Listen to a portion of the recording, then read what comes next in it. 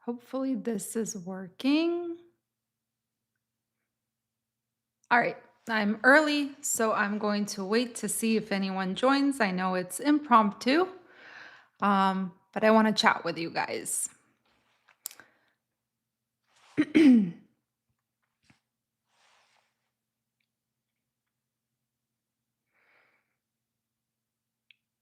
Hey guys, how's your Saturday going?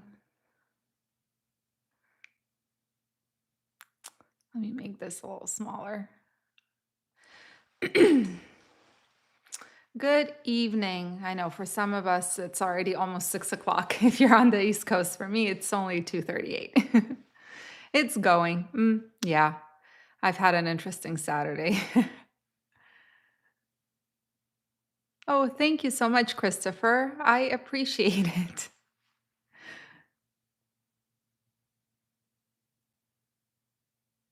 Ray-Bans, what do you mean? My sunglasses?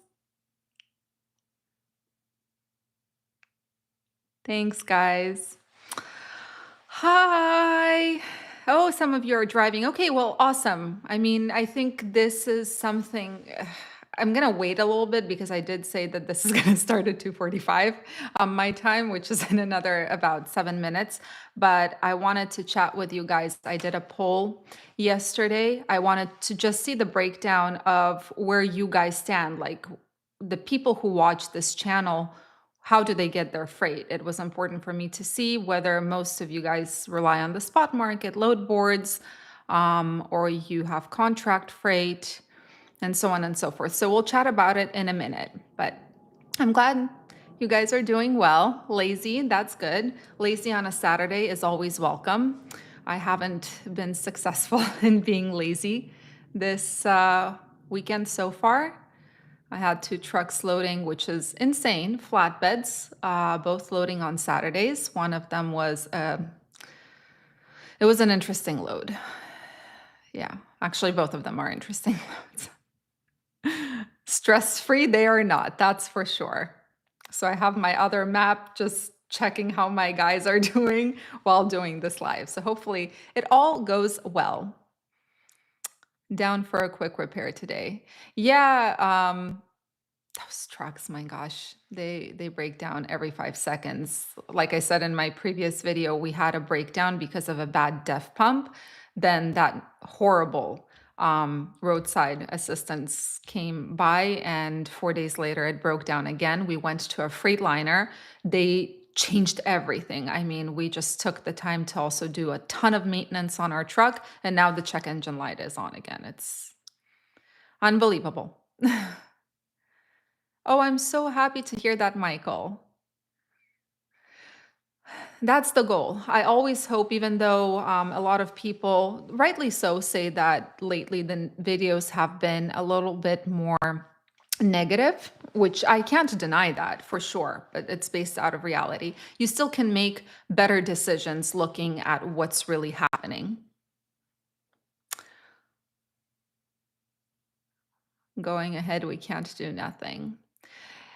I have an idea. What time is it? Okay, we still have 4 minutes. I have an idea that I want to chat with you guys about because this is an idea that seems fantastic in my own head, but realistically, you folks might find holes in it that could make it better. So I just wanted to do a live so that we can chat all together and see how you feel about this idea. What do you think the drawbacks are, and so on and so forth. Ready? Let's go. Spent a good amount on Lulu's shop. Lululemon, you mean? I hate that brand. I really dislike that brand for some reason. I don't know why. Um, Only spot market, 100% spot market. Yeah, we're the same. We have been working the spot market for 5 years now. And although I am thinking of moving into, we just did a military load. And this is, we don't do them a lot, just when they're available, but I'm really thinking of getting in contact with someone just to focus more on military freight since we have that ability. Um, oh, your second day, Chance. Second day as a company driver. Congratulations. Good luck. Stay safe. Contract leaving North Dakota. Load board going back. So you're using kind of as a backhaul. Replace your DEF pump filter once a year. It's a $50 filter. Yeah, no, my guy whose truck broke down, it wasn't the filter. I believe it was I don't know. I don't know anything about trucks. He's really good at maintaining the truck. He's like obsessive about it, but it was the pump itself. Something happened to the pump itself, and then there was something wrong with the sensors. Freightliners and sensors are an ongoing issue. And if the sensor thinks something is wrong, even if there's nothing wrong, your truck is not going to run. It's ridiculous.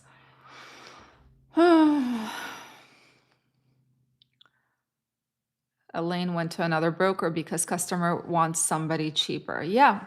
Yeah, we're very quick, 100%. We're very quick to point the finger at brokers, but the reality is shippers and customers, um, they're not stupid, right? They're also trying to save money. So it comes from them sometimes. Sometimes it doesn't, and it's just the middleman who takes more. Um, yeah.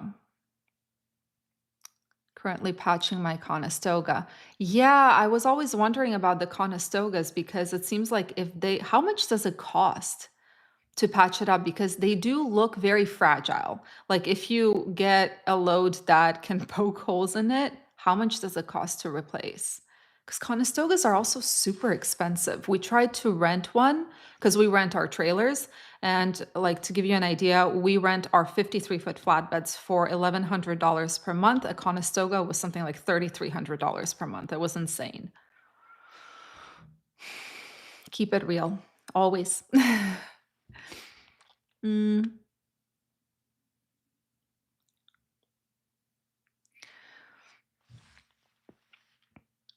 Oh, that's amazing, Chance.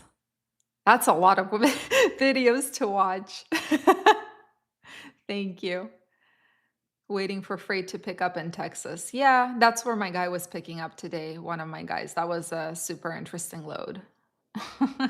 It was a load that it's impossible to tarp it, and the broker is requiring tarps, but it's not possible because it's covered in plastic and it's just not possible. So it's going to be an interesting. The good thing is there's no rain on the way and it is covered in plastic as it is. But I told the broker, hopefully it all goes well.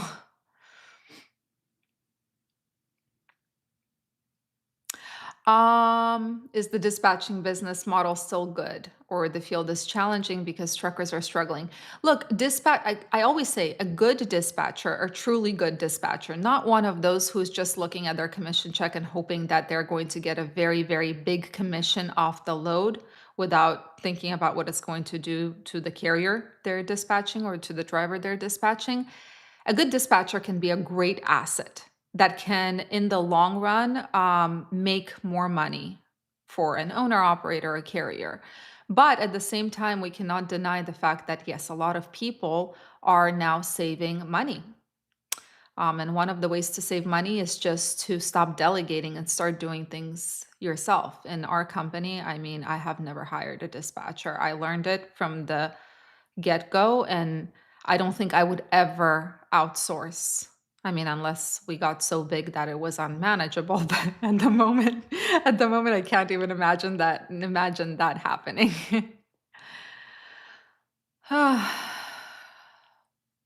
Was reading FreightWaves article saying contract negotiations are leaning more towards carrier side. Interesting. I'm gonna have to check that out. Okay, I'm going to quickly answer these questions and then or you know what, I'm going to pause. Hopefully it work. Well, how am I going to do this? All right, guys, I'm going to talk about something I wanted your opinions on. And then if I don't answer your question, just feel free to ask it again. So yesterday, as I said, I did a poll because I wanted to see where you guys get your freight. And just like I thought, the majority of you get your freight from the spot market like I do. And something that I have been hearing constantly is we need to park our trucks to get the brokers to raise rates. There was a moment I made a video where I was really pissed off and I'm like, let's make a plan. And my plan was, okay, let's park our trucks. Let's figure out a way how a good amount of carriers can actually park their trucks and not haul any loads so that brokers have less of a choice of carrier, which would theoretically raise rates. That is completely flawed. I've been thinking about it for a while. First of all, it's very hard to get people together. Second of all, they're always going to people who cannot park because they have payments. And like yesterday, one of my business partners met a gentleman who said, I'm earning gross $7,000 per week. And I'm just running for costs. I'm just trying to cover the truck trailer payment. I'm trying to provide a little bit for my family, what I can, but I'm not actually making any money. It all goes towards truck payments. So asking those kinds of folks to park your truck and wait it out, they can't. So it doesn't work in that regard. I was thinking yesterday, and I was thinking of how we can have the same effect without people actually having to park. Yesterday was Friday. You guys know that Fridays are absolutely insane and loads fly off the load board within seconds. And something you will realize if you're one of those people who posts a truck is that your phone pretty much never rings. Because brokers see the load board, they see how many trucks are posted, and they understand that first of all, whoever calls first, at least in my experience, whoever calls first is going to be on the losing side. So if a carrier calls the broker first, the broker has the negotiating power from the get-go. And this is something that I think brokers use. Plus, brokers see other brokers posting similar loads, and you will often see that, especially on a Friday, someone posts a load for 2,000, for example, then three other brokers post a similar lane for 1,500, and that first broker removes his posting or her posting and posts it for 1,500. So I think, and again, I want to hear the challenges with this. I think that there should be, first of all, we somehow have to spread the word to stop posting trucks altogether. Just stop posting trucks. There's still going to be people who are posting them, but as many people as possible, if they just stopped posting trucks, brokers are now blind. They don't understand what kind of market they're in, at least on the spot market for the most part. And this goes for truck stop, it goes for DAT, it goes for the other load boards. Just stop posting trucks. Number two is stop calling brokers like right off the get-go. I don't know how to even explain it. Basically, what I'm trying to say is we have to find a way to manipulate the market without actually asking people who cannot afford to sit for weeks so that the market, I mean, we need to you're kind of duping the market in a way. The free market is still going to work in the sense of someone's still going to call. Brokers might raise their rates after 1 hour of seeing, hey, there are no trucks posted in an area. They might start raising their rates, right? Because and how do I explain it? Geez, and now I'm confused. I'm really bad at this.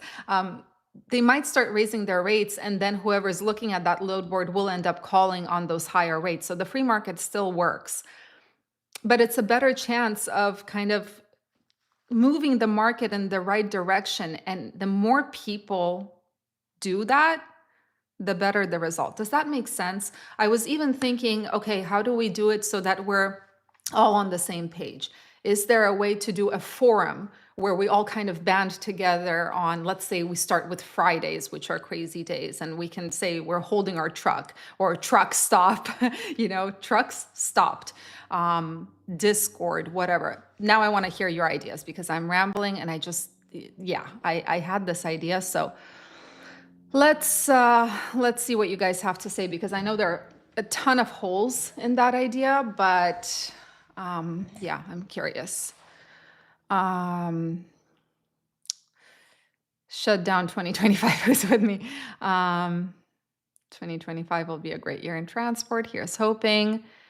We need a new Motor Carrier Act. What's going on with freight? The load boards show one thing, but we're getting call after call to run freight. If things are going well for brokers, Why are they calling us? Mad Max, I have not had the same experience. I have not had the same experience. When I post a truck, I almost never get calls. I mean, of course, it depends on the area, but yeah. Uh, costs. It's a big job. It could cost up to 5,000 based on your design of your equipment. Um,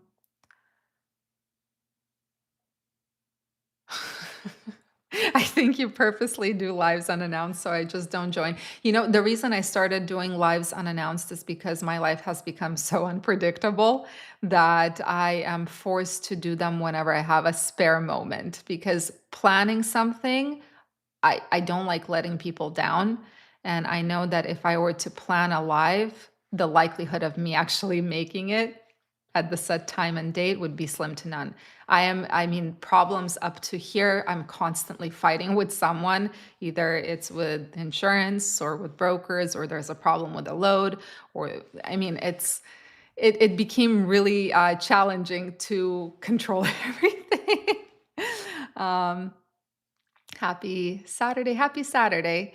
I got a killer load today. I was in the right place, right time from Tennessee to Connecticut. Yeah, a lot of loads I know that will pay pretty well if you go to Connecticut or Massachusetts, Maine, at least for flatbed. But that's awesome. Congratulations. Do you pick load from Laredo, Texas? Not today, but we have had Laredo, Texas loads, and at least I believe it was in the summer. Laredo, Texas was a pretty good market. There are not a lot of loads there for flatbeds, but during that time, there were pretty decent paying loads going to Oregon and Washington. But at that time, Oregon and Washington were not good markets. Um,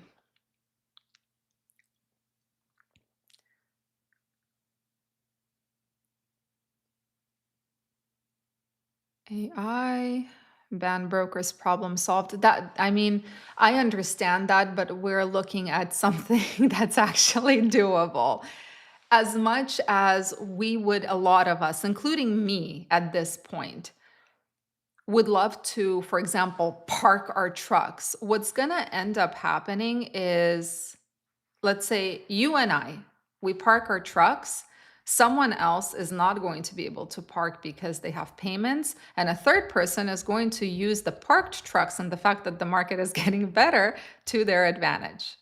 That's the problem. So I was trying to think of a way where the free market, you can still book loads, you can still make money at a better rate. How do you take control of the market? You blind the other side.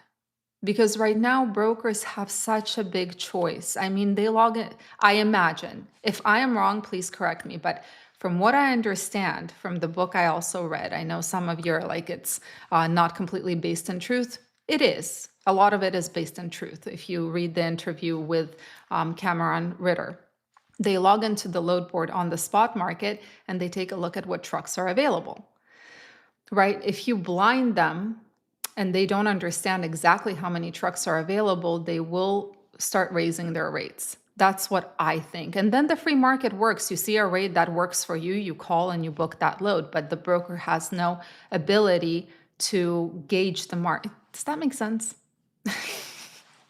I'm confused. I'm really bad at explaining things. Impromptu. Hmm.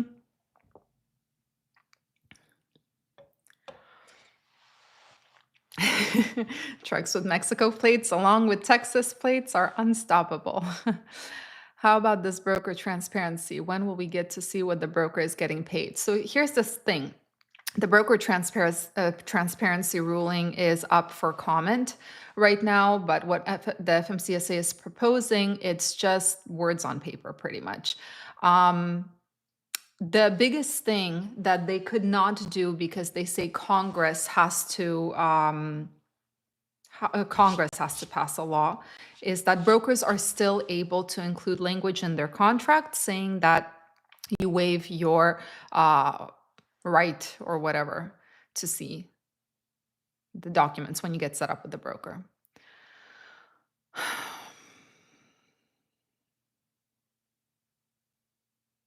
hmm Stravos, I agree with you. That's what we're trying to take control of. First, we need to get the unions back in trucking. Maybe. I don't know. Friday, I had 5 brokers call me. Interesting. I had 0. No one wanted to speak to me. The only brokers who wanted to call me are TQL. I no longer work with TQL at all. Like they are on my do not use list. And on Friday, I actually lost my cool because I told them several times that do not call me. I'm not going to work with you after 5 years of building quite a hell of a reputation there. So yeah, TQL is not the only one that called, but I don't work with them. So I'm too stubborn to take a load from a broker that I already deemed as blacklisted. Don't bid on loads because they like to fish to see what's out there. Yeah, exactly. Exactly. Good day. How much do I need to pay for BOC3 for broker company?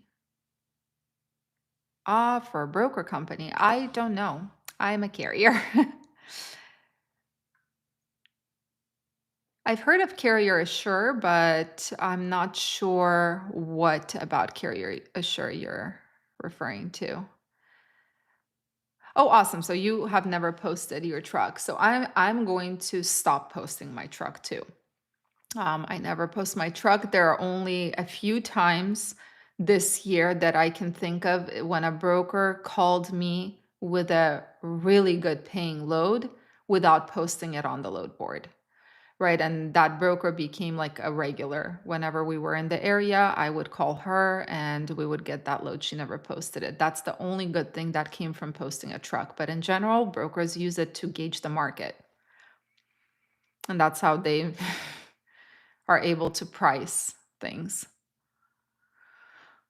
I was getting double broker calls when I posted our truck, so I stopped. Yeah, that happens too, unfortunately. Um,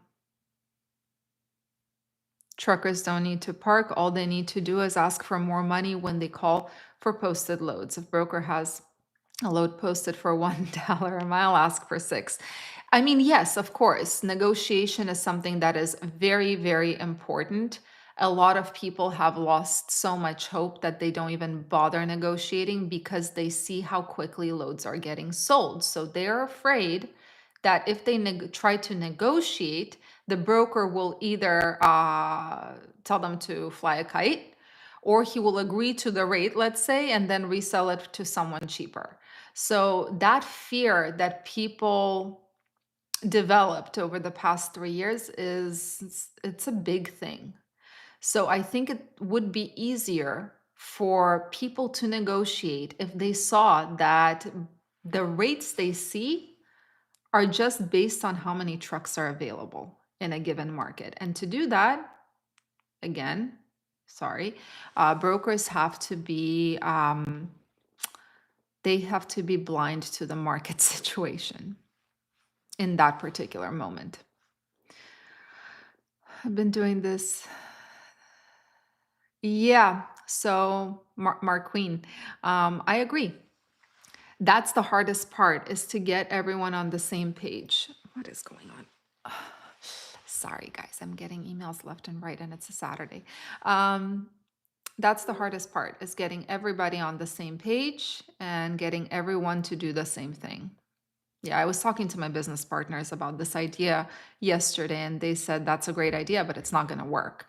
I'm like, why is it not going to work? And they said, they're like, because there's always going to be a certain amount of people who are ready to do that. But then there's going to be a group of people who are going to use it to their advantage or just they don't want to do it.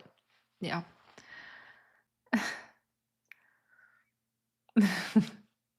Thank you, Terminator.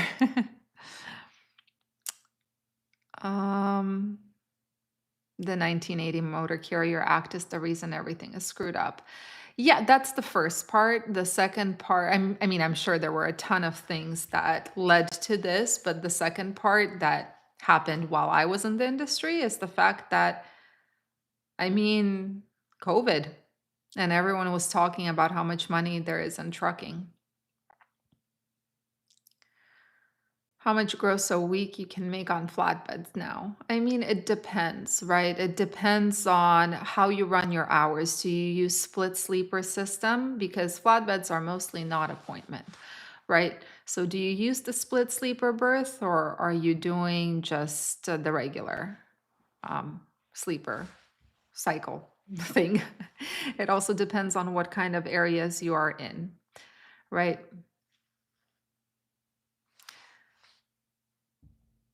I think the key is to educate truckers more in regards to negotiating loads. Too many people give in too quick. Yeah, I added that. It's funny. I should probably add the negotiation thing as well. I had the negotiation thing in my dispatching course. I learned to negotiate. It's funny. I learned to negotiate from Harvard. There was a Harvard negotiation course.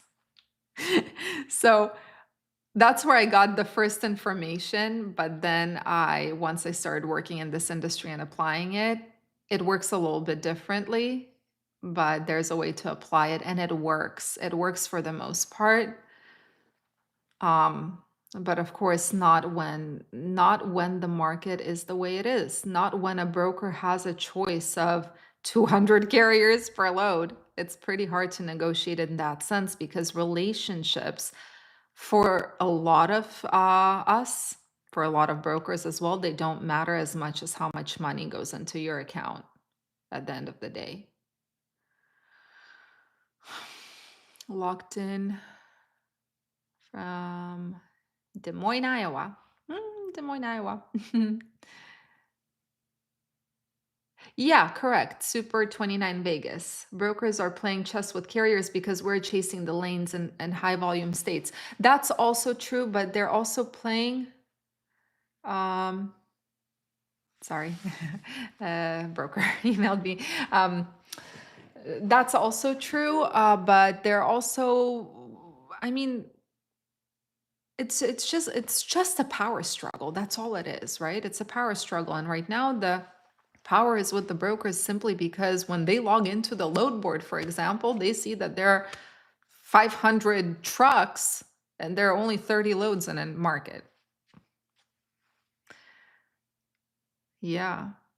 Look, I used it to my advantage during COVID times. The first thing at that time, I was using the DAT load board. Now I use the truck stop because of flatbeds. But at that time, I was using the DAT load board, and you could actually see how many trucks are posted. The first thing I would do every morning is check how many trucks versus how many loads. And when I saw there are 50 trucks and 2,000 loads in an area, yeah, I would just use it to my advantage completely. So that's the exact same thing they're doing right now. How much do you oh, hi from Broomfield, Colorado. Hi. Fuel. How much do you want to grow in this industry? Look, Armando, if it was up to me, I want to grow to 10 trucks. That's kind of our collective goal with my business partners. That would be fantastic. At the moment, I don't see us growing at all because since we downsized, we have still, I mean, up to this date, we downsized, what, 3 months ago? Up to this date, it's taking this long to get the company in manageable order. I refuse to expand at all until there is some form of consistency. Yeah, so 10 trucks sounds like not too much, but it's much harder than it seems. uh, do you think DAT has enough history that, along with other metrics, could use AI to create a fairly accurate load to truck ratio? No, history matters not. In this industry, is changing so quickly. Look at what happened to capacity. You cannot, the only thing that I can think of that you can predict over and over again is the fact that January, February are dead months.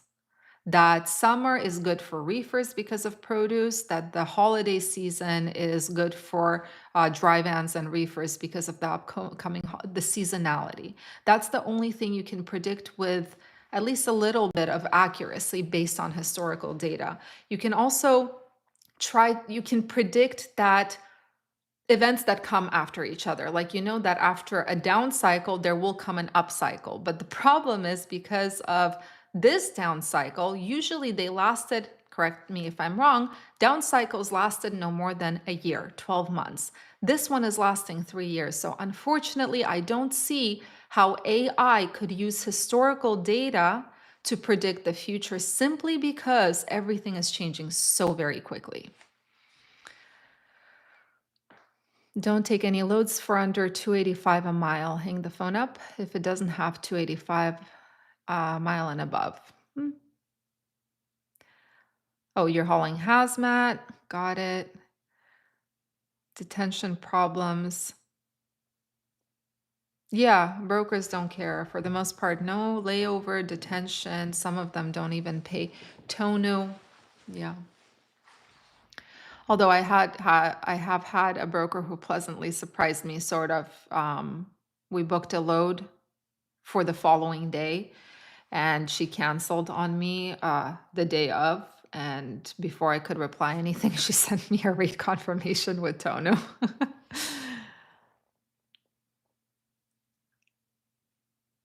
Oh, thank you, only Alex. I appreciate it. Thank you so much. Um, let's see where it skipped. There we go. I duh, duh, duh, duh, duh. I just buy the um you buy the broker's food and they give you whatever rate. Hey, you know, I don't know if I ever told this story. When I just got into trucking, I thought, I mean, I had a different idea of what trucking actually was. And I thought the regular business principles would apply. In the first year, the majority of loads that we got were from TQL. In the first 3 months, sorry, because we started in October and November, December, right? And New Year's was coming up. So first 3 months was a lot of TQL. And I remember I thought, okay, these brokers are kind of our customers. So I went out, I bought a bunch of cards, I filled them out, each broker by name, and I sent it out. I remember I was so damn naive. I mean, it was a great quality, but I can't imagine ever doing something like this again. And this was for TQL. It's unfortunate that they screwed us over so badly that after 5 years, it was such a bad screw up. I refuse. Direct shipper freight practically non-existent. It's hard, especially if you're a small carrier.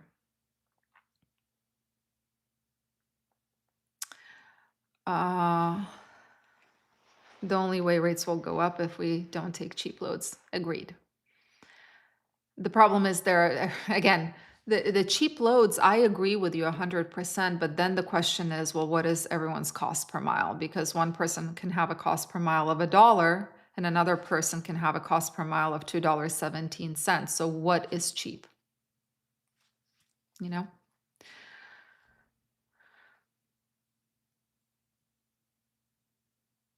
Um, it just skipped. Oh my goodness. Curious if dispatching is viable and what is the going rate. Dispatching can be viable if you're competitive and you provide a good service. In terms of the going rate, at this point, I'm not even sure. I think most people charge a percentage right now, and I think it's something between 3 and 5% gross, although I know some dispatchers charge a flat rate.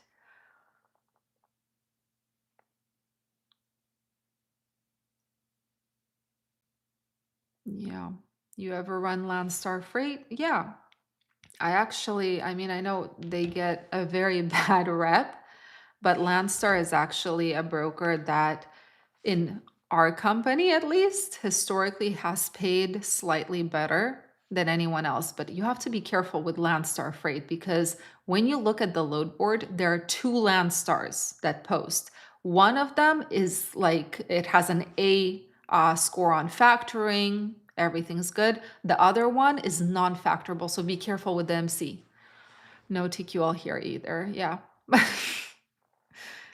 No, no, no. 2025 is coming. A lot of these truckers with truck payments will start dropping out of the trucking industry. They can only hold on for so long. 2025 is going to be a very rough year into 2026. We'll see. I mean, I'm very curious myself what is going to happen. I refuse to predict anything just because everything changes so quickly, but yeah, it's a possibility. Barakat logistics and TQL will make you go broke. No morals or ethics. I would add, who was it? Can't stand Longship. Can't stand Longship. Yeah, capacity is what's killing us the worst. Agreed. There are too many trucks.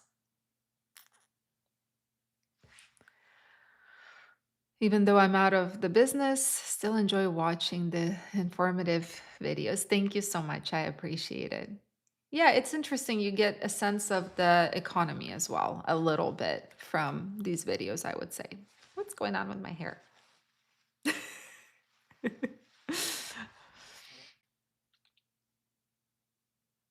Um,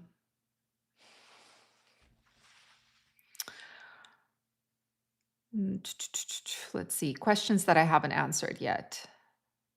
My God, we've been on for 36 minutes. Time flies when you're having fun. I love doing these lives. I just never have enough time for them. So I'm glad I got a minute to speak with you guys today. It's sad I shut down over 20 trucks before it got too bad. Best decision ever. Look, sometimes that's the right decision, right? Sometimes it's not like that's something you guys taught me.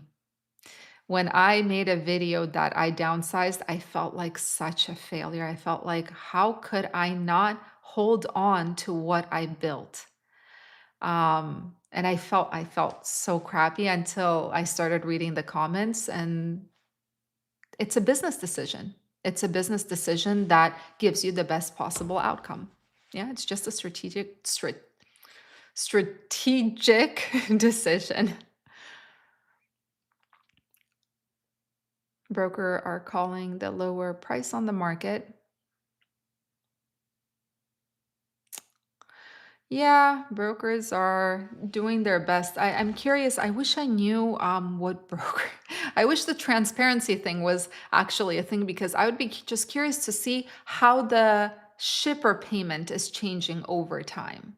Like, what do the shippers pay? Has it increased and brokers are just holding on to more and keeping the market level because of the extra capacity, or have shippers started paying less and therefore brokers pay less? That is a question I would love an answer to. Step deck or reefer, which one brings more money? We've done reefer, we've done step deck. Step deck, I cannot speak on simply because we had a stupid step deck which had no load levelers. It basically was not quite a flatbed, but not quite a step deck. It didn't have ramps. So we were very limited in our loads. That was our mistake. Reefer, again, from 2019 until 2022, we did fantastic with reefer. From 2022 until the moment we sold our reefers, yeah, it was rough. It was rough. Um, Especially with the diesel prices going up and reefers run on diesel as well. I only use boards for back hauls of my market. That's good. That's what I hope I mean, I'm torn because on one hand, I like using the load board. It gives me an idea of what's happening in the market, sorry, real time. But on the other hand, of course, I'd love to have just a handful of shippers that I can rely on, direct shippers. Double brokerage is very bad for your score. Yeah, double brokerage, stay away. Stay away, stay away, stay away. Economy is in shambles. Yeah, I see it actually. It's not just trucking, I see it every day. Businesses that have been around since I moved to the United States are gone. Yeah. How much is the percentage, the broker rate? That's the question we're all asking. Some people are saying it's 50%. Some people are saying it's 25%. Some people are saying it's 15%. It depends on who you ask, but no one actually knows except for brokers. Um, sorry. Brokers are corrupt, lying, greedy children. Not all of them. I'm going to tell you guys, there is this, I think I mentioned him before. There's one broker that right away stands out in my mind that I have worked with this year. His name is Mike in Scottco Trucking, or Scott, is it trucking? Scottco, the brokerage, Scottco.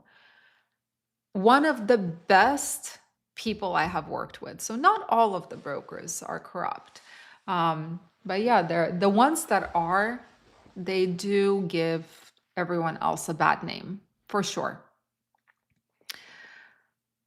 How can we blind them when they track us on loads? Plus, brokers want us to sign up with Highway to track ELD turn off. Yeah, no, it's becoming harder and harder. It's becoming more and more difficult because I also realized Highway now, some brokers like Axel Logistics, for example, they will not work with you if your ELD is not connected to Highway. So it's getting more and more difficult. And the reason this is happening is it's just supply and demand. Brokers know that today, if you decide that no, I'm not going to track, they're going to find 20 people who are going to track for the sake of money. Yeah. Thank you, only Alex. I appreciate it. Everyone tells me I look either like a librarian or a teacher, one or the other. um, I lost my I lost my place. Okay, let's see. What's cheap freight? Yeah, that's the question, right? So for someone, cheap freight might be anything less than $3 per mile. For another person, cheap freight might be something that's less than $2 per mile. It depends on your reality, your cost per mile. It's all relative. Yeah, that's why it's so hard when someone says for everyone to see, stop taking cheap freight, they are basing on what cheap freight means for them, for their operation, right?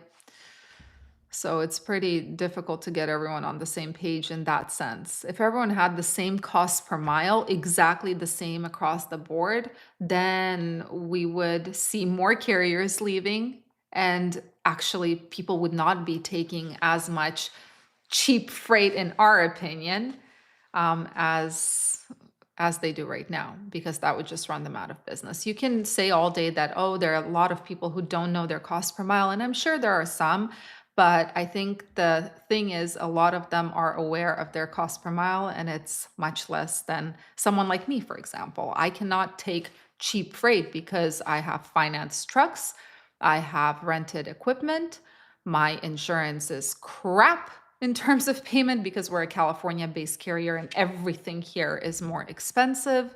Yeah. Da, da, da, da.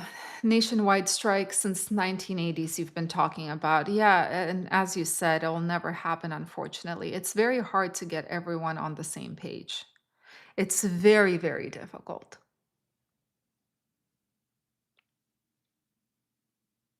How long have you been associated with this industry? Since 2019.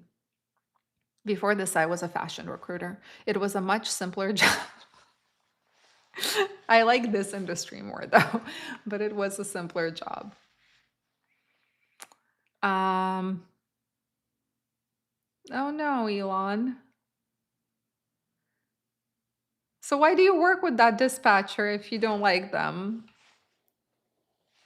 There's so many dispatchers to choose from. Hazmat pays $6 minimum. Yeah, I wonder, do you get a lot of hazmat loads on flatbeds? That's a very curious question. I don't even know. Do you get hazmat loads on flatbeds? There's some, I know, but enough to make up for it? Got $100 toner this week. I was livid. Nothing has changed in 2 years. Yeah, nothing has. I mean, things have changed. It's just not palpable at all. It's nothing that will make the market more tolerable or easier to manage. It's not enough that happened.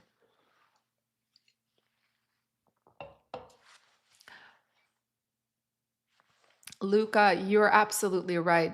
The thing is, okay, let's say tomorrow, not tomorrow, tomorrow's Sunday, next week, January 1st. What is January 1st? Whatever. After the new year, pick a date, we go on strike. You will go on strike. I will go on strike. Maybe the people in this chat will go on strike. Everyone else is going to keep driving. You understand? It's a great idea in theory. You cannot get enough people together. For it to work, seriously work, it has to be enough people doing this. We need to stick together for sure. Union with membership. Yeah, that is a possibility. That is a possibility. Maybe. Again, I don't know much about how that all works.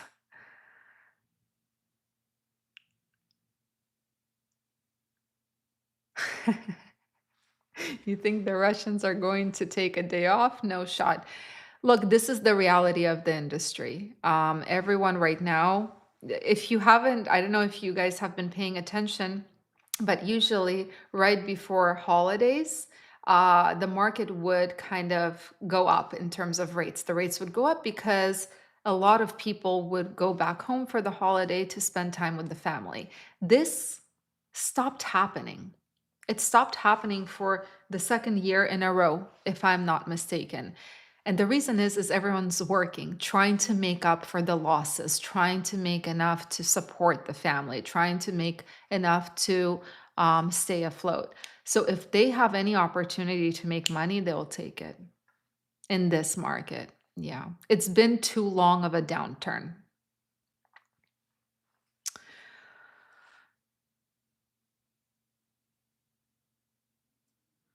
Uh, Elon Mook is asking, how can I destroy my company's truck engine efficiently?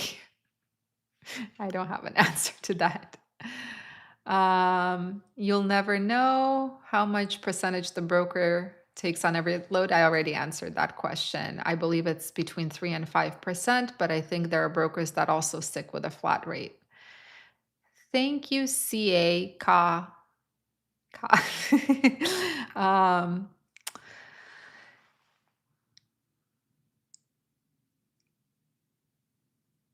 let's see.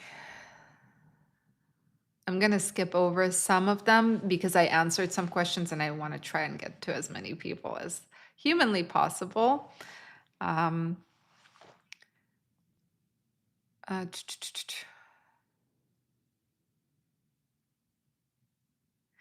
Dennis, thank you so much. Yeah, for me, the most,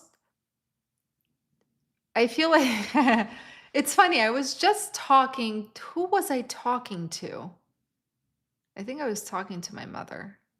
Um, she was kind of telling me like you can't keep making negative. It's negative, it brings people down, da da da da da.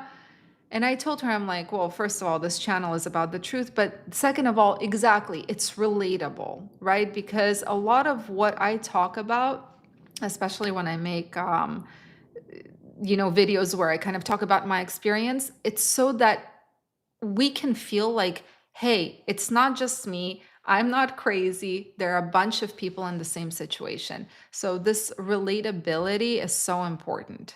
I would hate to feel alone in this.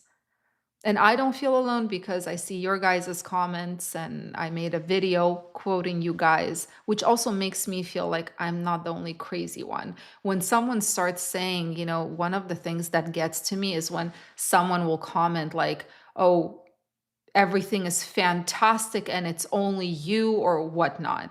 It makes me feel like, am I crazy?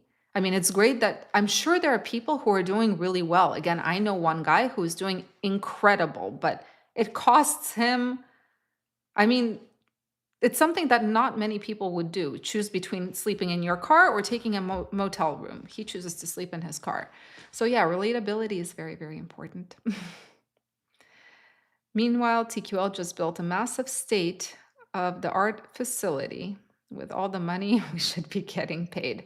I I've heard of that. I've heard of some gym also they built. I don't care what they spend their money on. I'm not going to I stopped working with them not because of the rates. I was able to negotiate with TQL. They paid me, I mean, because I think it has to do with the reputation we built within TQL. I always managed to grab a normal rate. They screwed me over with load details and with information, false information, which cost us so much money. So that's why I stopped working with them, and I'm never going to touch them again. In business, my business partner always says this. In business, you can get away, not get away, but you can lie once, and after that, you're done. And he's absolutely correct. Thank you, Blue Coat. Blue coats are coming. Thank you so much. Your videos are an immense service to our industry, and I'm a company driver. Thank you. I'm so glad. I'm so glad that it helps everybody. You know, it helps owner operators, carriers, company drivers, dispatchers. I think it helps some brokers too. Oh, Lord. I appreciate it. The videos are meant to give a clear picture of the industry we all find ourselves in. Um, let's see. Flatbed is the best. Flatbed is one thing I love about flatbed is the fact that there are no appointment times. So you have, as someone who actually books the loads for my trucks, for me, there is more freedom in that sense. But in terms of for the folks who drive flatbeds, God bless them. I don't know how they do it, especially in the winter. Jeez Louise. Hi, Hell Pike. Thank you so much.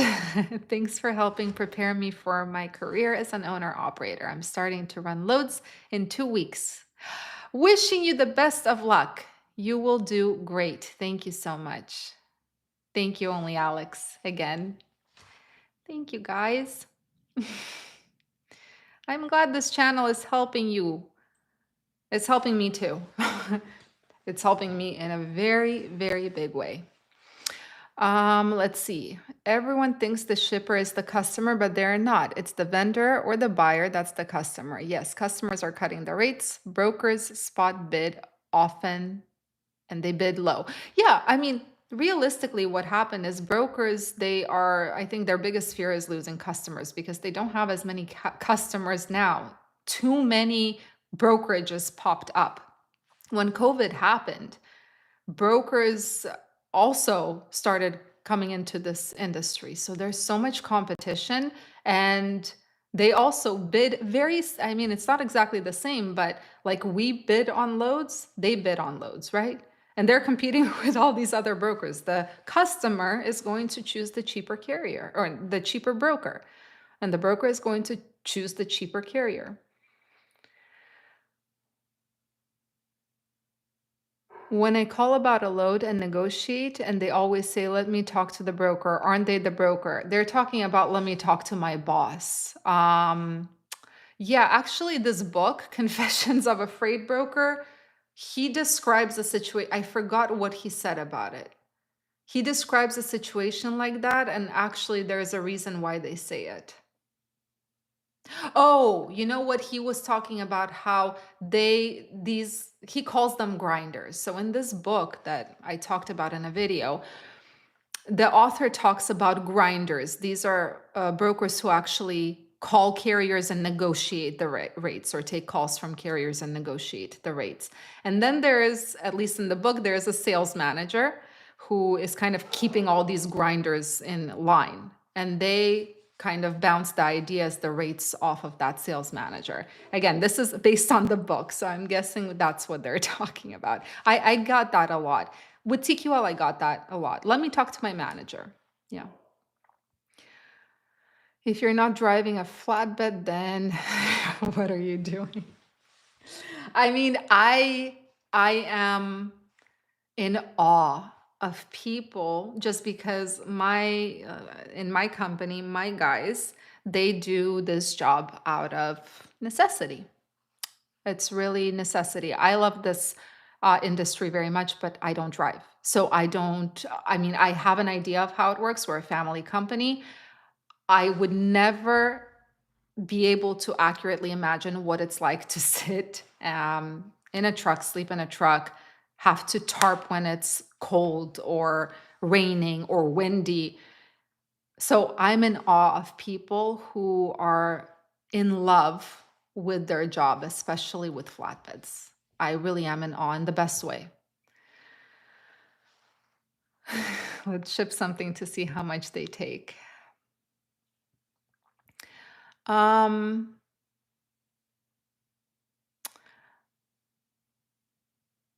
what made you get into the trucking industry? I was thrown into it by my family.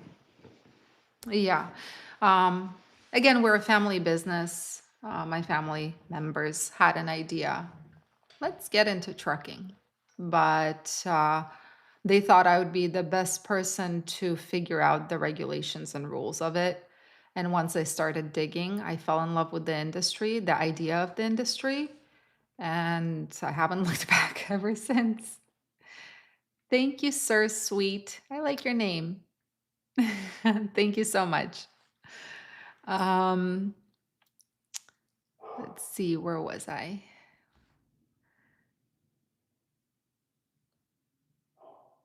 I lost my place again. I'm sorry, guys.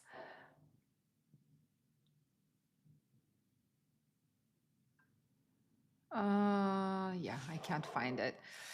How do you think the next year will be for truckers? I don't know. Yeah, that's the God honest answer. I don't know. I refuse to make predictions. Like I said in my videos and a couple of them, it's very difficult to make predictions because there's like, okay, imagine, you know how dominoes, you have dominoes, and if you make one fall, they all fall.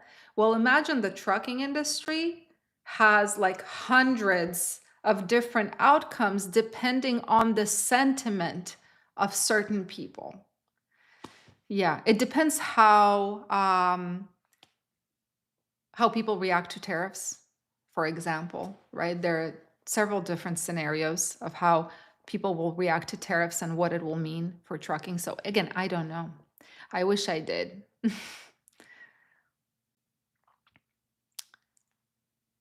Would you ever consider switching to tankers? And would you think about adding that information to your YouTube show?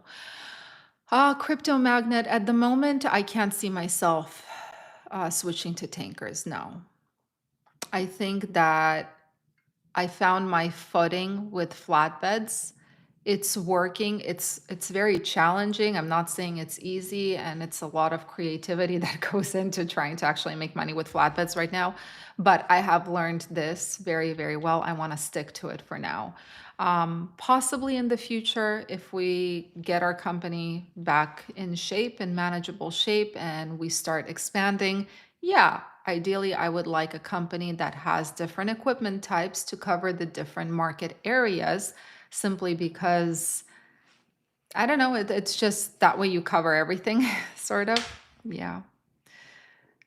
What's the best load board to use? I used DAT for the longest time, but I now use Truck Stop because we only have flatbeds, and flatbeds is, I mean, yeah, Truck Stop is better for open deck trailers. I've never done Amazon Relay. I signed up with them a long time ago and I never used them because their rates, even during COVID times, were much cheaper than the rates I saw on the load boards and the rates I could negotiate with brokers.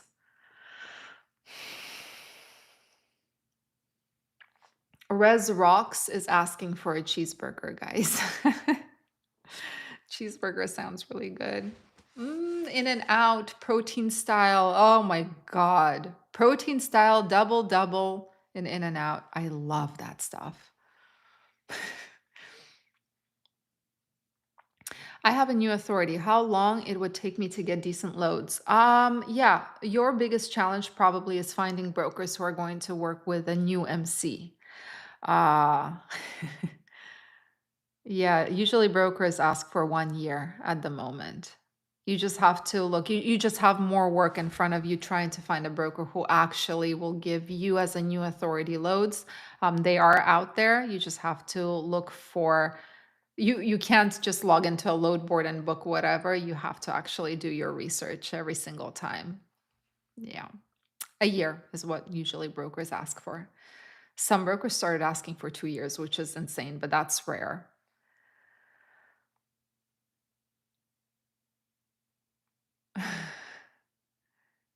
Um, Canadians are taking cheap loads. I didn't know that.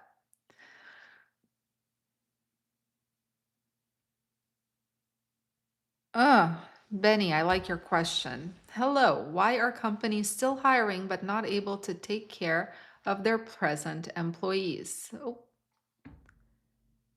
thank you, Josh Jones. Wow. Thank you so much.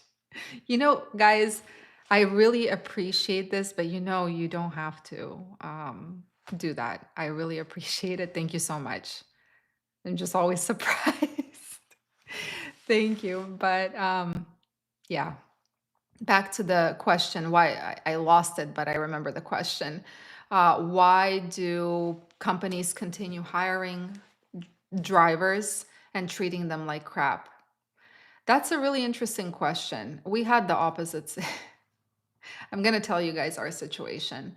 We have, not that I'm some, we're some amazing company and there's no other company like ours. We made a lot of mistakes with the way we did things. It cost us dearly, and that's why I ended up having to downsize. We always pretty much paid our drivers, not pretty much, we always paid our drivers based on odometer readings. It was 75 cents per mile on all miles, deadhead loaded, because we understood that zip code to zip code cut miles. So we wanted to be transparent. With the tarps, we always paid $100 for a tarp load. We were very kind of, how do I explain it?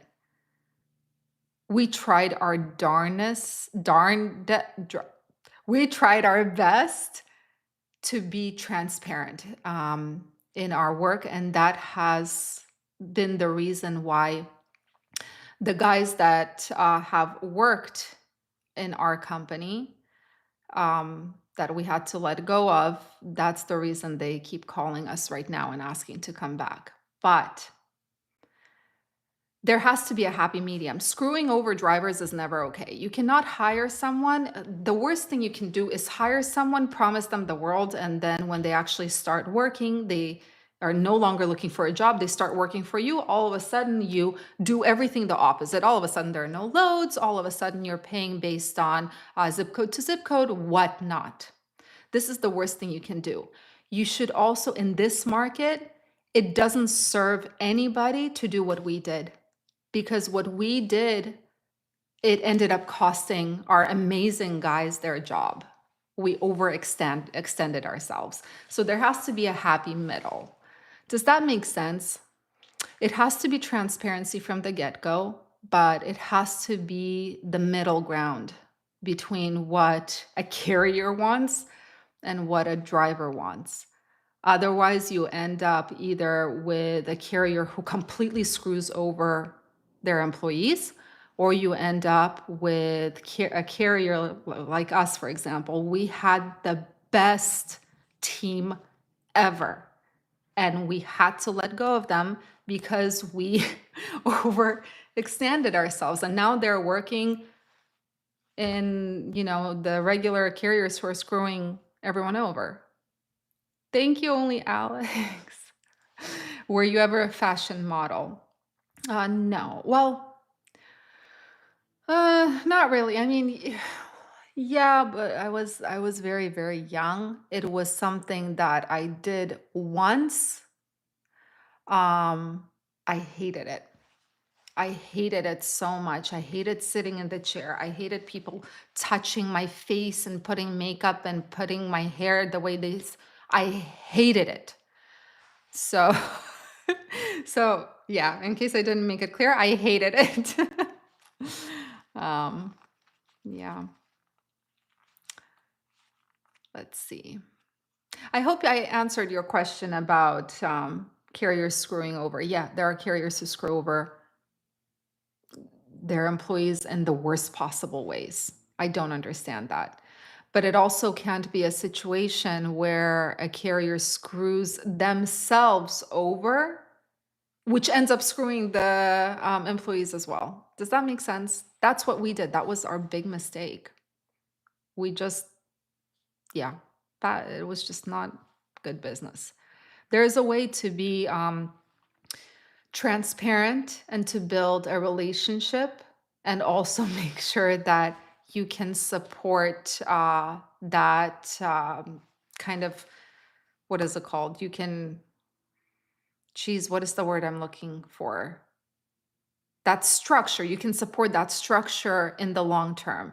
But our structure, it would have worked had the market not continuously gone down. What we did not account for is that the market would start, it's not just that it went down in 2022 and then stabilized at bad. It continued going down and it just became unsurvivable. Yeah. Where was I? Let's see.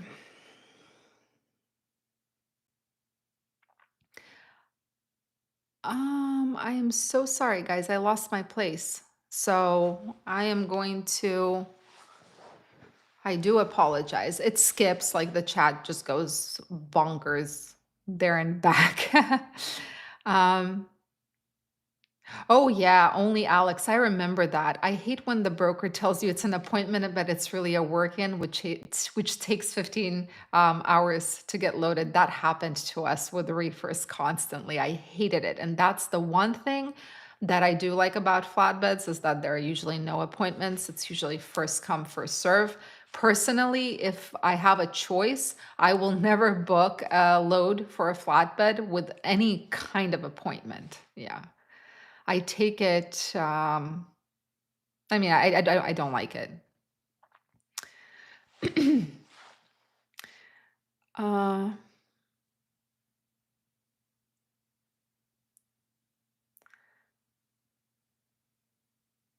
Mark, I don't know what documents a carrier must have to cross the US-Mexico border. I have been looking at possibly finding a way to expand into can yeah, not Canada. Well, yeah, maybe Canada and Alaska. But for that you have to have some special documents and I haven't I haven't looked at it so much yet. Um are there more small carriers than brokers? I don't know. I mean, there are less brokers than there are carriers, I believe, but numbers wise, I don't know. Um, let's see. I have only Alex. Oh my God. Okay. So let me tell you, let's get off the subject of trucking for a minute. I have a ninja squirrel. I'm a very big gardening person. I love gardening and I take my time making sure that my plants are pretty and everything. I'm one of those people. There is a squirrel that literally takes its time to get into my plants with like in the pot and pees in them. I hate that squirrel. I bought some horrible squirrel repellent yesterday and it's still coming by. Like it was just outside. I hate that squirrel. I put like what are they called? Like the sonic things? When you move in front of them, they make a horrible sound. I think that squirrel is deaf. I don't know. Freaking stupid beast. uh Yeah, see, someone said BB gun. I can't. I can't. My husband said the same thing. He's like, "Do you want me to get a BB gun? I'll take care of the problem." Like, no, I can't kill it. I can't kill it. I can't. I was thinking of, okay, I'll get a trap. I'll trap it, then I'm going to drive about 50 miles away and let it out somewhere so it can never find its way back. Ah. Yes, please, everybody be aware of the fact that squirrel I have been battling with since August. No, I hate that squirrel. I hate it. I would never kill it, but it's like we have a war going on. It knows me and I know it, and it's like we hate each other. Anyway, I'm sorry. I'm going to go up because I missed a bunch of questions. I got kind of off topic. Let's see, something I haven't answered yet. Da, da, da, da, da, da. Mm. Sorry, there are so many questions that I answered.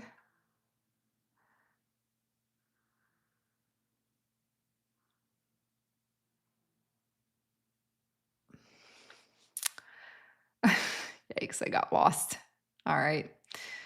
Okay, I'll just start from the current, what I see right now.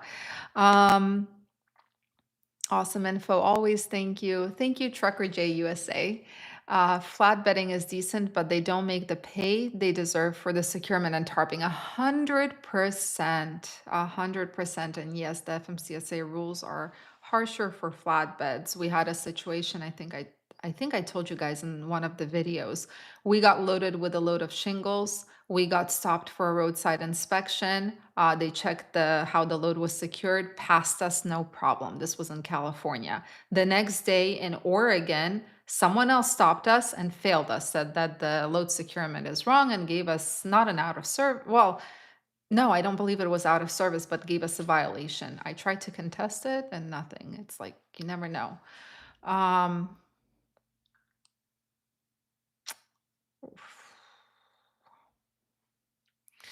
what? Do I think the trucking business is going to get better? Yeah, I do. I mean, there's no question about it. I do think trucking is going to end up getting better. The question is when. This is the only question I can't um, give you an answer to. I don't know when. How much more on average are semi-truck rates versus shot loads? This is a question for you guys. If anyone ran or runs hot shot, do you guys know the difference? Because I've never run hot shots. Um, thank you, John. Small fleet owner here. Thank you. As a new carrier, how can you work under a friend or relative with a mature MC? I mean, if you have your own truck, you just lease on under their MC. So you operate your truck under their company. Old school. I'm not. I'm one of those I don't know. I love the trucking industry. I'm a very curious person. I wouldn't say I mean, I like to think of myself as smart. I do, but I think it's more curiosity. I always have questions and I'm not afraid to ask them or search them up. That's true. Squirrels are lawn rats. Yeah, they're cute. I mean, this squirrel, he is so chubby, or she. I'm guessing it's a he because he pees everywhere. I mean, it's the boys that mark territories, right? In the animal, am I right? But he's so chubby, and he always, uh, when he comes to the yard, he always has something in his teeth, something like very big and round. It's not a nut. I don't know what it is, but he always has something. He always pees in my plants. I actually had to save my rosemary from that fluffy tailed rat because it started dying from all the pee. It's horrible. Video to file IFTA online. I can't do that. IFTA is filed differently in every state. Unfortunately, that would be a hell of a long video. So it's different for every state. Why don't you and your family start your own brokerage? I thought about it a while ago. It was a few years ago. I'm not ready for that yet. I want to focus on the carrier side at the moment. Miranda squirrel. Yeah, no, it is a ninja squirrel. And it's not just a ninja squirrel, it apparently is deaf. It apparently has no sense of smell because clearly the repellent that I put out that nearly made me gag yesterday did not do a darn thing. And apparently it's blind too because it's not scared of me when I run out waving and doing the crazy dance. uh, No one is sabotaging the trucking industry as bad as the trains. The trains can do far more damage than the brokerage. Yeah, I made a video about how much we compete with rail. Yeah. You never really think about it so much, but yeah, trains, they do take on a lot of freight that could go on a truck. Where was I? Bum, bada, bum, bum, bum.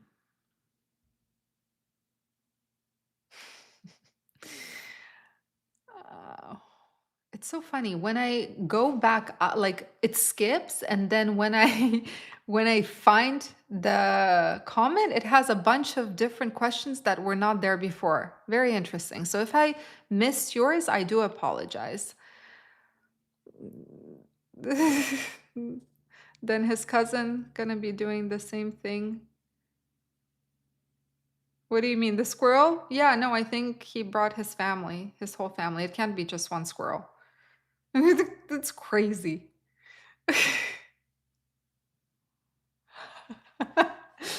Yeah. Oh, no, I refuse to buy him some nuts because we also have skunks and raccoons in our area. And I know of a skunk. Actually, I know of a raccoon. Okay, anyway, I caught a raccoon in our backyard as well. If I start feeding the squirrels, then all the wildlife in California is going to be in my backyard. I cannot handle one squirrel. I cannot handle all of that. I'm not feeding them crap. They can go and find their stuff somewhere else. um, let's see. We love Miranda even when she gives us bad news. That means a lot because I do. It's funny. It's actually very interesting. Something I noticed when I give bad news, there's always going to be, you can't make everyone happy, right? It's just, it's not possible. But I find it interesting how bad news, someone's going to be saying that it's bad that this channel only focuses on bad news. If it's good news, then they start saying, there's a group of people who start saying she's the reason why the trucking industry is bad is because she's sharing all of this and you can't win. It's okay, but it's fun to read. Yeah, in terms of tariffs, I don't know. I don't know what they will do. I'll be quite honest with you. It depends on how people react to them. Can you help me get all my stuff for Texas, please? I don't I don't offer any authority services anymore. But if you send me an email, I do have a few companies I can recommend that do authority services, but I haven't been doing anything in relation to authority at the moment. Miranda, when the squirrel pees all over your plants, do you have to wash them? I don't eat them. I mean, the rosemary was there just for decoration. Yeah, but yeah, I had to basically take out. Is this even interesting for you guys? My gardening life. I had to take out the rosemary and just take out all the soil, throw it away, and plant it. I planted it indoors. Half of it died. But whatever I could save, I planted it indoors where the squirrel can't get to it. But now I have snake plants outside, and that squirrel, I mean, my poor plants. Thank you, Sir Sweet. Is your course good to start dispatching? I'd like to start, but I don't know if I need an MC number, how to find carriers, all of the paperwork. I already work 16 hours a day. So, yeah, the dispatching course is going to teach you how to start. You do not need an MC to be a dispatcher if you're dispatching carriers with their own MC.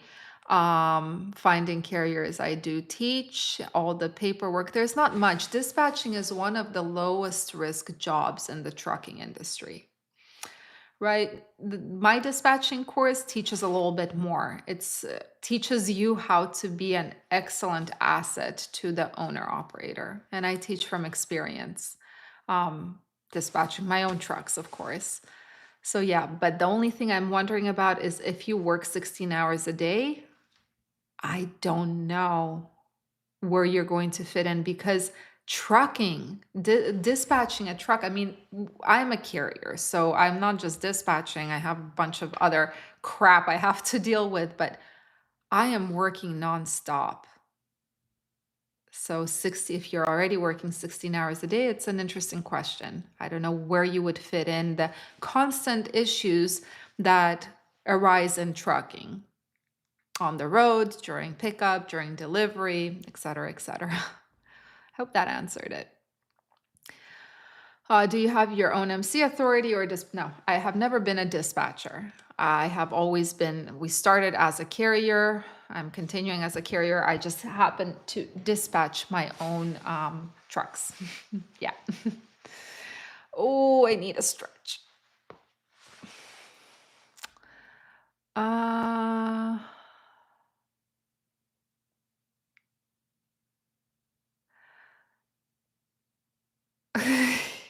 have you ever thought of the idea of doing a co-op with another small carrier? I have not. No.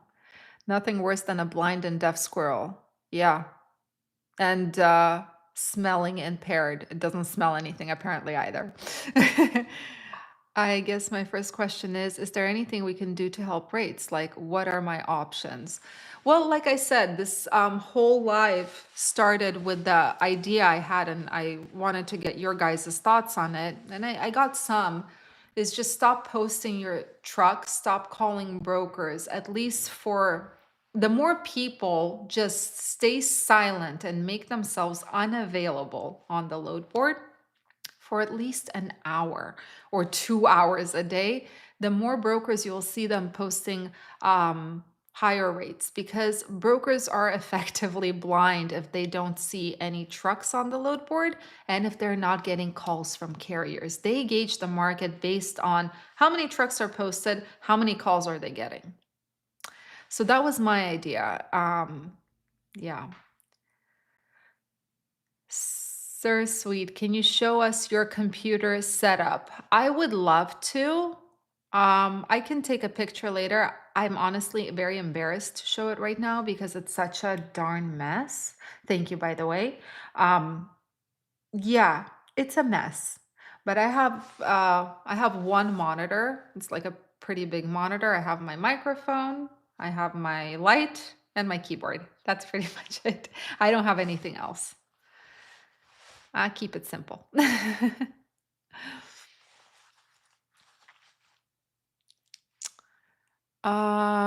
Ba-da-ba-ba-ba-bum.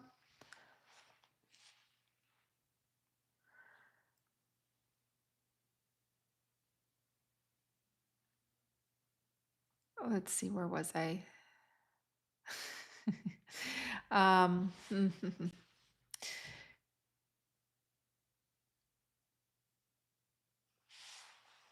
would you? I'm not gonna. I mean, someone asked if I'd be willing to be an advisor to Trump. I don't like politics. I would stay far away from them, from politics, any sort of politics. Yeah. I don't think I'm cut out for it at all. uh, what do you grow in your garden? Have you tried purple green beans? Oh, so okay, maybe I misspoke. When I say garden, I don't mean edible. When I say garden, I mean just different plants. I have birds of paradise. I have a monstera plant. I have a burgundy rubber plant. I have a ton of snake plants. I have black coral snake plants. I have rosemary. I have another plant. I don't know what its name is. Yeah, it's not edible. The only one is rosemary that was edible, but yeah.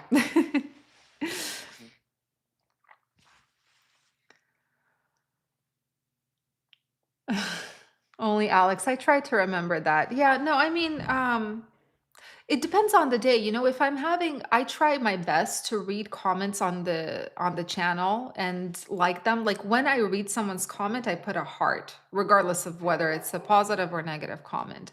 Um, I try to engage with people, so I do come across a lot of. I think one of the comments that gets to me the most, for some weird reason, I'm an immigrant. I am American now. I wasn't born here, but one of the worst comments that gets to me is when people try to say that she's not American, she's a foreigner, and stuff like. I don't know why it gets to me so much. But yeah, I mean, it depends on my mood. Sometimes I look at them and I laugh if I'm having a particularly bad day on the load board and booking loads, or if there are a ton of problems, I can get angry. So I just step away from the computer. um,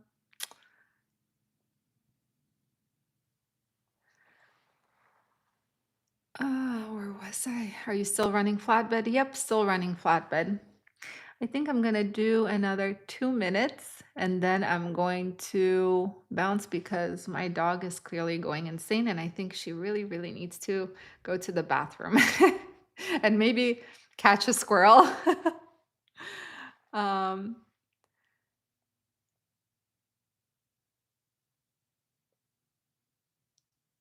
no, I can't show you messy. Like I tried to show everything pretty much. I'm pretty honest, but a mess, it's really a mess. It's really a mess. And yeah, no, I can't show it in this.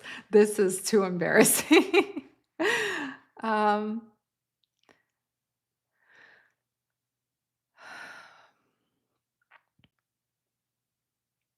okay. Zvezdan Logistics. As a current broker and a broker of 5 years, there's a lot of stuff you guys don't understand that contributes to the rate. Please, we as brokers use volume, capacity, distance, destination, and of course, your company's safety score. Okay, Zvezdan, this is something I think most of us knew, but would love to hear more. How do you set your rates? How do you quote your shippers on a lane? Do your shippers, I mean, it's a lot of questions that I think we do understand a lot of it, but tell us what you think we don't understand while I answer this text message and write to my broker with an update. Yeah, let's see.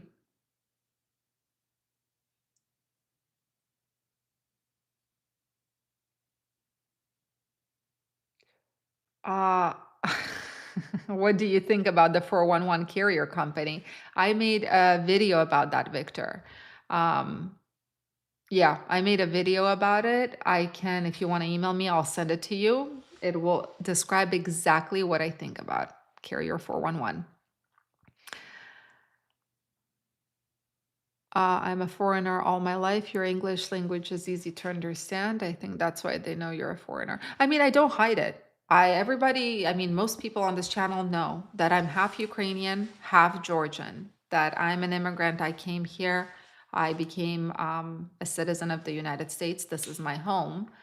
In terms of, again, it sometimes gets to me. I think that one gets to me the most, but hate comments, it depends on my mood. Sometimes it's like funny because I had a great day, and sometimes when it's like the last straw or the last nail or hammer on the nail, yes, it again depends on my mood. It is what it is. You can't make everybody happy.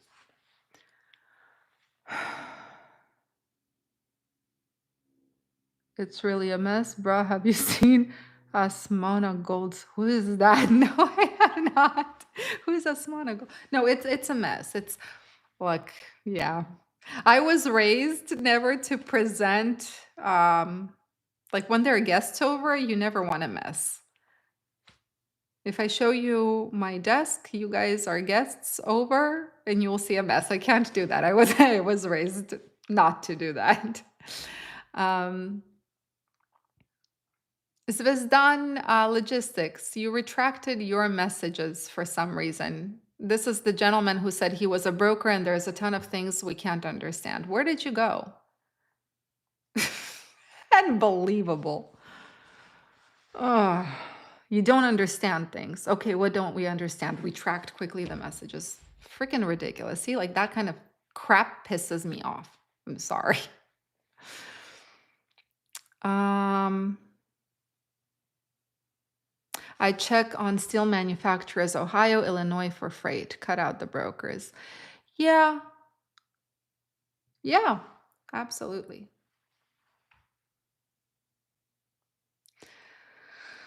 Let's see.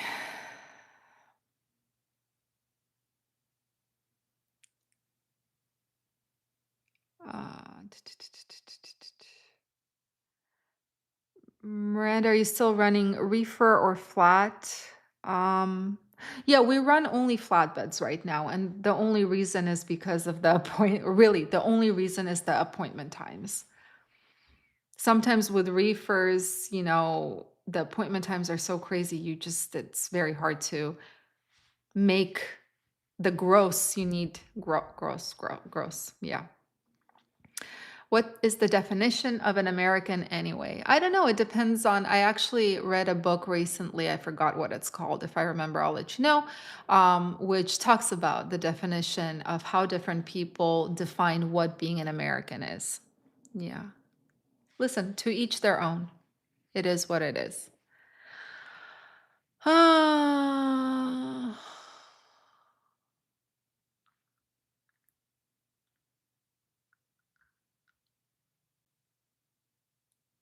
Oh, interesting, Sir Sweet. I never heard of him. He's a hot mess. Look, most of the time, I'm a hot mess, for sure. Especially in the mornings. Jeez Louise. Especially lately. But I think we're doing the best we can, right? um,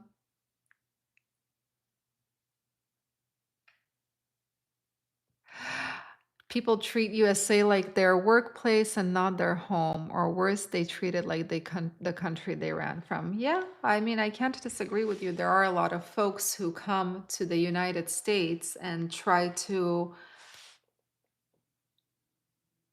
how do I say this?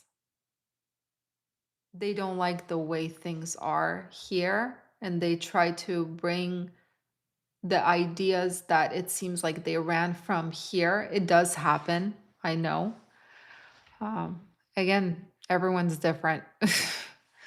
I think right now there is a lot of tension when it comes to people who moved here, people, just immigration in general. Oh my God, sorry, I'm gonna go off topic. I just heard the story of what was her name? The girl who was running and who got strangled or stabbed. I don't know. Oh my goodness, that broke my heart.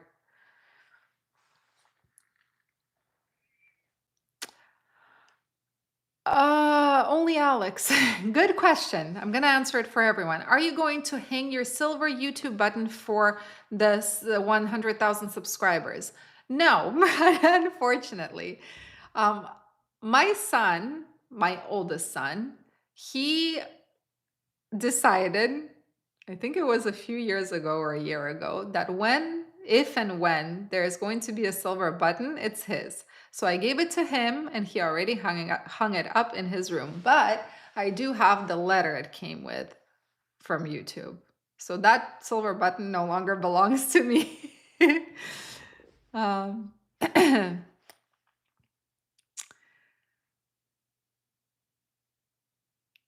you know what's the best thing to haul? Military. That's what I'm going to say. Military loads are the best loads to haul. These are the best people. And when you grab a military load, you are, at least me and my guys, we're just so proud of this country. Really. We were just talking about it because my guy just delivered a military load today.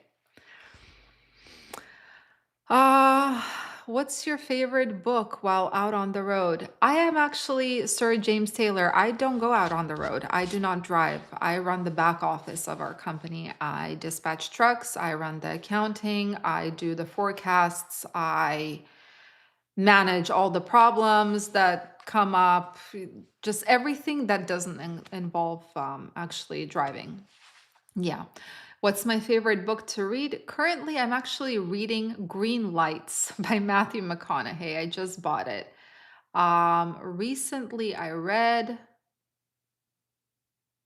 something, or maybe not. I just bought another book. It's called,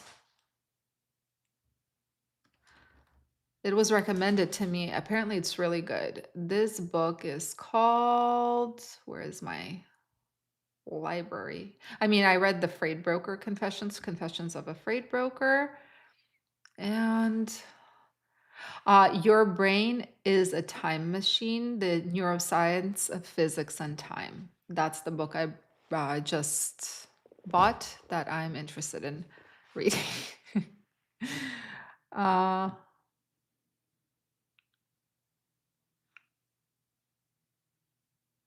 Motion activated water sprinkler. Squirrels don't like getting wet. Yeah, 100%. The problem is the squirrels are one thing. There are also a ton of bigger birds. And in California, you are only allowed to use a certain amount of water, or they start sending you threats. Yeah, and there's always motion. So that doesn't really work.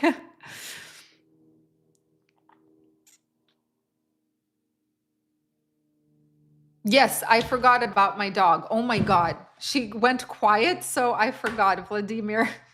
Thank you. Guys, I do have to Lake and Riley, correct. That was the story I heard about. It just broke my heart.